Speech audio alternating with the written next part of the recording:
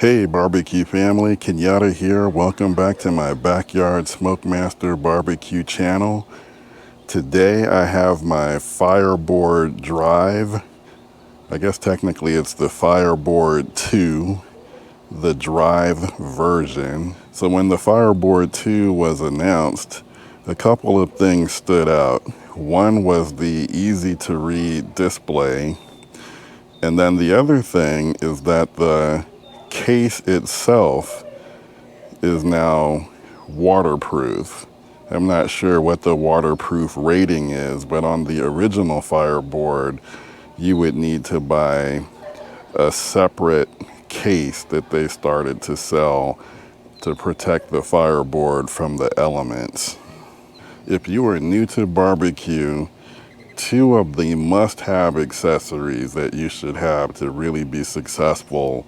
One of them is an instant read thermometer like ThermaWorks ThermaPen or the instant read thermometer by Inkbird. The second thing is, get yourself a thermometer system, the type where you have probes that you can leave in your meat while you're cooking, and then you can monitor the temperature with your Android or iOS device. The other thing that these types of systems are good for, and what I mostly use mine for, is to monitor the temperature, the ambient temperature inside of your smoker. Keeping tabs on the ambient temperature is really how you know when you need to make adjustments. I mean, if you're trying, let's say, to keep your temperature between, let's say, 225 and 260, just for an example, you can set alarms to alert you when your temperature falls outside of that range, and then you know whether or not you need to make any adjustments. So real quick, let me just read through some of the features that are described on the box for the Fireboard 2. And right now there are two versions. There's the Drive version, which adds this connection here on the right side. This is what will allow you to connect an external fan.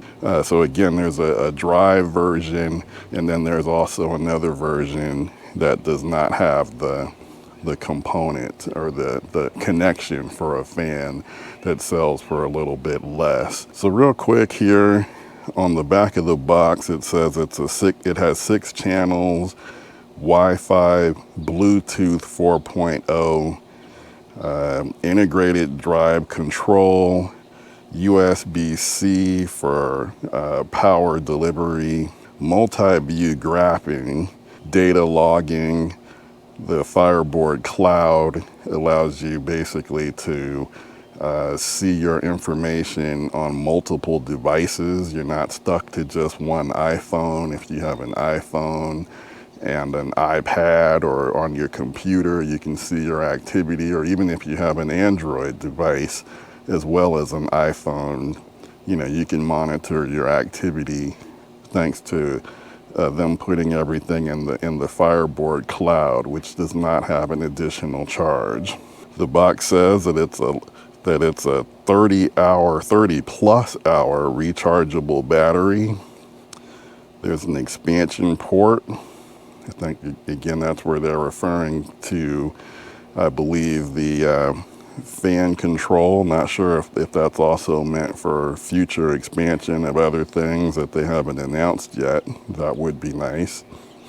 Weather resistant casing, that's new for the Fireboard 2. Automatic screen rotation. So I guess if you turn your screen in different orientations, the screen will automatically rotate with it. That's nice. Multicolor LED indicator light, so that would also be something new. So right off the bat, and this is familiar to the original Fireboard, you get a nice, easy to follow manual here. There's a look at the Fireboard itself. And again, it's a weather resistant casing that it comes with. These are your 6 channels, your power input, again for fan control. built in. That's nice. Not quite sure what what will appear to be three buttons are here on the side. I assume at least one of them is to power up your device. Once I get back into the manual, I'll get clarification on that. But these devices are really easy to use and pretty self-explanatory.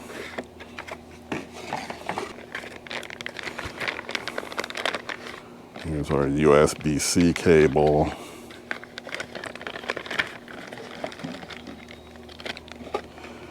And this is your ambient temperature probe. Your two food probes, so you monitor the temperature, the internal temperature of your meat throughout your cook. And then this is the USB power brick. And you've got your meat probe, or your probe clip. Usually you use this when you're monitoring the ambient temperature. You just insert that probe into the clip here. So this is your ambient temperature, ambient probe clip. Kind of tripping over my words here. All right, guys, so I got feedback from a few of you who were actually looking forward to seeing more like a review of the Fireboard 2 drive. So I'm going to go ahead and show the drive in action and just give you a few of my quick impressions. But I gotta say, I mean, basically, if you already own the original Fireboard, the new version works exactly the same way. I mean, it's pretty intuitive, very simple. You can press any one of these buttons on the side to power it on.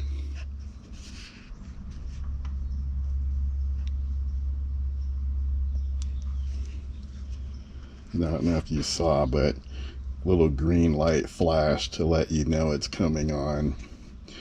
And right away, I mean, this is really the big difference, is the huge display, the huge on-screen display that, you know, will make it easy to see, you know, what's happening from a distance. So the drive works the same as the original Fireboard with the same existing app that's available both for iOS and for Android, or you can connect as well with your computer. So the buttons on the side here, you can actually shuttle through the different screens that are available. So right away you see this screen shows, and I've got it just I'm monitoring the ambient temperature inside of the chamber. So you can see right now it's at 190 degrees. I had already used the app and labeled you know, my first port here for the ambient temperature, and I just put KJ for Kamado Joe. Let me give you guys a view of the different screens. So tap once, you get this screen, and this gives you the temperature as well as a graph. So now you don't have to just rely on your app. If you want to have a visual of the graph showing the activity, you can actually see it with the on-screen display. Tap it again.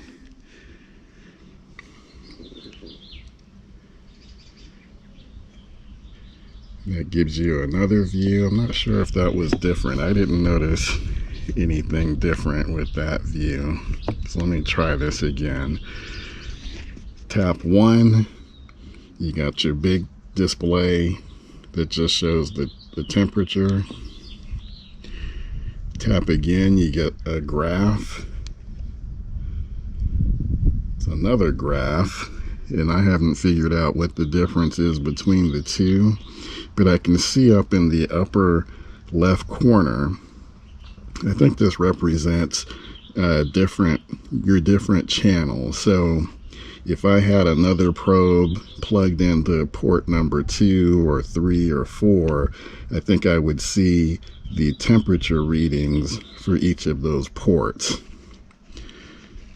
Sorry guys, I just have it to monitor the ambient temperature, so I don't have it plugged into the other ports. But I think it's pretty clear that that's what that would be, a visual presentation, so you can see what's happening on all of your channels at the same time. And then this gives you another view. So this one takes away the graph, but it shows you the different channels. So for instance, if I already have this, I had used this before, and I had channel 1 was programmed to monitor the left side of my Lone Star grill. Channel 2 I labeled to monitor the right side, so that's why it says LSG in box number 2. And then you see if I had probes plugged into the other channels, there's a total of 6. This would give me information, the temperature on all 6 at the same time. So again, I'm just tapping that top button and just shuttling through the different screens. Now the second button, the middle button here, gives you some other screens that I haven't really explored. But there you see, I think this would give me the large number view, taking me through each of the 6 channels. So this is channel 2, channel 3, 4, 5, 6, and back to channel 1. So that gives you the second button, the middle button here, will take you through each of the channels with the large numerical screen. And then the third button here, so I see channel 1 up at the top. Not quite sure what's supposed to be showing on the lower portion of the screen, or if it's just intended to be this way. Let me tap it again and see what happens.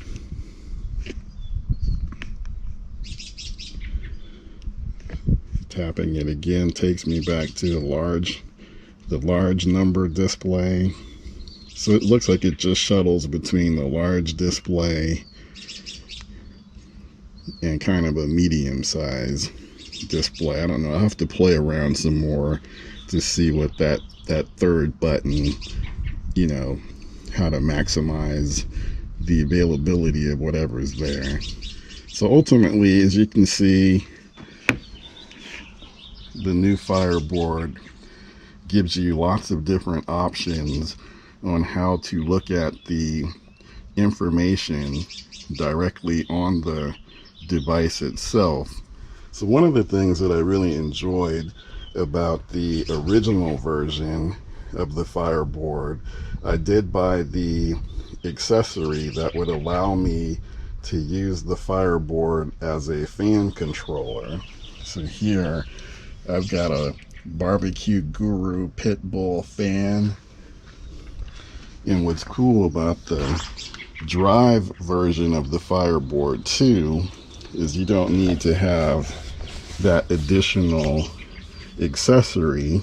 It's built right in on the side, so I can just plug the fan in into this port right here,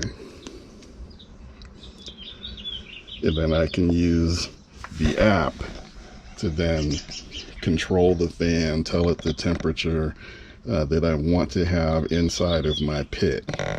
So I'm doing some jerk party wings, jerk chicken, and I want to cook it pretty high, so I'm actually going to set my fan to get the temperature inside of the Kamado Joe up to 400 degrees. So I'm going to use the app to do that.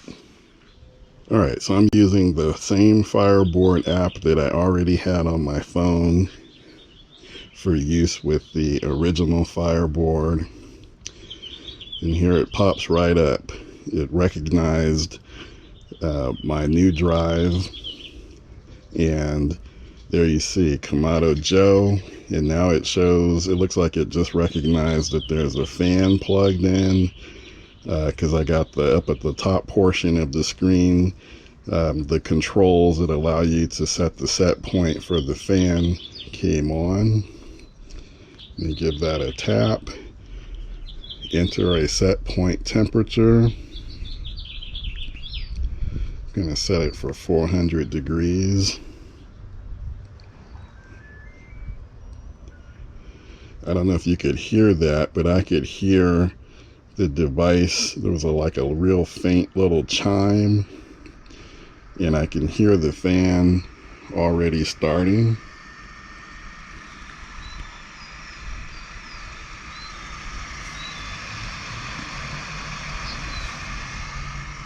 So right away, it's powering up the fan. You can see up at the top, fan speed is ramping up. The mode went to auto, so automatic control. Fan speed 46%. You can see that I already have a notification set to let me know when it hits 400 degrees. So the fan is doing its thing. You see the temperature going up to 35, to 37. Again, set point 400 degrees. Fan speed 46%. And the Fireboard will basically make adjustments to the fan speed to get that temperature up to where I want it to be. If you have experience with the original Fireboard, then there is absolutely no learning curve at all. This thing works just like the original with the enhanced screen on the front. And if you get the drive version, like I said, you no longer need to have that fan accessory cable. You can just plug your fan in directly to the Fireboard itself. And look here, I can see on the display, I don't know if you guys can see that, but over on the right side, there's a Bluetooth icon, I guess, to let me know that I'm connected via Bluetooth. And then there's also a fan icon to let me know that the fan is running, and I see there the set point of 400 degrees. Now I'm curious, I do see a little I do see a little arrow here. Okay, if I wasn't sure if I pressed the arrow, if it would cause something. I guess that maybe that means that the temperature is ramping up. I'm just guessing. But there's a visualization of that arrow that's pointed up. And based on how the temperature is jumping up, I think I'm going to be at 400 degrees in no time and be ready to get my wings on the Kamado Joe. Alright guys, so that's my quick overview of the Fireboard 2. Again, I have the drive version. I highly recommend it. Like I said, if you already own a Fireboard, you'll know exactly what to do as soon as you take it out of the box. It works exactly the same way. If you have never used a Fireboard before, it is super easy. The Fireboard has always been my go-to preferred automatic temperature control device, and the Fireboard 2 just picks up right where the original left off, giving you again a nice big display to work with. So if you guys have any other questions about the Fireboard that I can answer, feel free to leave comments. Subscribe if you haven't already. I appreciate the support. Thank you again for joining me on my Backyard Smokemaster Barbecue channel. Take care. I'll see you in the next one.